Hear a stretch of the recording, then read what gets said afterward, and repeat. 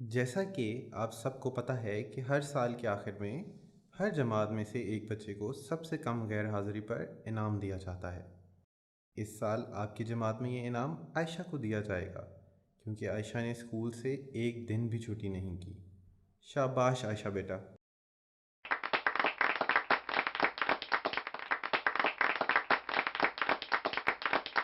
میں چاہتا ہوں کہ آپ اپنی جماعت والوں کو بتاؤ کہ آپ کس طرح پورا سال ہر روز اسکول میں حاضر ہوتے ہو اور ایک بھی دن چھٹی نہیں کرتے۔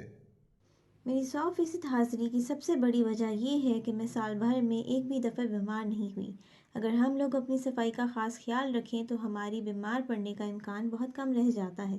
میں روز صبح اسکول آنے سے پہلے نہاتی ہوں، کھانا کھانے سے پہلے اور بعد میں اچھی طرح اپنے ہاتھ دھوتی ہوں، روز رات کو سونے سے پہلے اور صبح اٹھنے کے بعد اپنے دانت صاف کرتی ہوں۔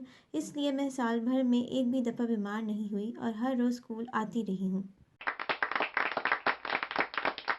شاباش عائشہ۔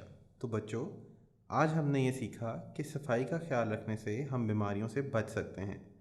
یہ بات جاننا بھی ضروری ہے کہ صفائی صرف اپنے آپ تک ہی محدود نہیں، ہمیں اپنے گرد و نواح کو بھی صاف رکھنا چاہیے۔ آپ لوگوں کو اس بات کا خیال رکھنا چاہیے کہ آپ کا کمرہ بالکل صاف ستھرا ہو، کچرا ہمیشہ کوڑا دان میں پھینکا جائے، جو کپڑے آپ پہنیں وہ بالکل صاف ستھرے ہوں۔ اور آج کل جن وبائی خطرات کا ہم سب کو سامنا ہے، اس میں یہ بہت ضروری ہے کہ ہم سب اپنے ہاتھوں کو ہمیشہ صاف رکھیں، اور اس بات کا خیال رکھیں کہ اپنے ناک، منہ یا آنکھوں کو ہاتھ نہ لگائیں۔ موجودہ صورتحال اس بات کا تقاضا کرتی ہے کہ ہم لوگ زیادہ ہجوم میں نہ جائیں اور اپنے آپ کو گھروں تک محدود رکھیں۔ اسی طرح ہم اپنے آپ کو اور گرد و نواح میں رہنے والوں کو محفوظ رکھ سکتے ہیں۔